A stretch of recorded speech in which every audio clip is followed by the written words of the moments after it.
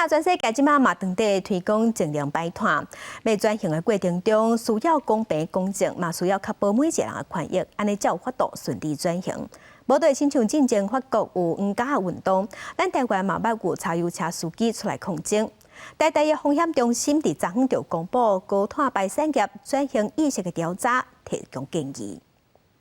政府正在推动净零碳排转型过程当中，安怎依持公正，确保每一个人的权益也是重点。台大风险中心则是公布，因针对运输业、制造业等高碳排放产业所进行的公正转型意识调查报告，发现有3成外的人烦恼工课会因为转型受到影响，7成外的人认为转型会影响油电的计效，造成家户负担。针对弱势者，他的用电，他在一定的范围筹底下，我们是不会给他加电费的。碳税能够做一个公正转型基金，未来这一笔基金就可以针对这样的一个弱势者，他受到损害的时候，来作为一个补偿。 大家咧讨论转型过程，权益可能受到损害的群体，常常拢较关注弱势族群。但是中心透过调查发现，过往3万到6万的中间所得者加基层主管，更较烦恼转型对开销的影响。这个现象伫法国的黄家运动，甲台湾2018年管制柴油车引起的抗争，拢有看到。建议政府伫定期收入标准的时，也要加入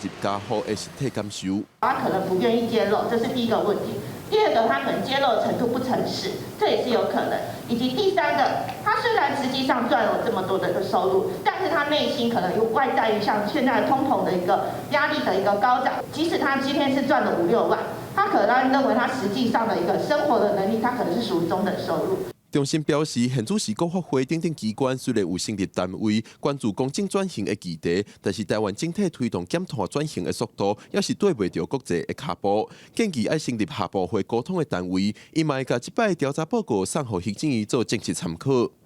记者郭文淡报道，台北报道。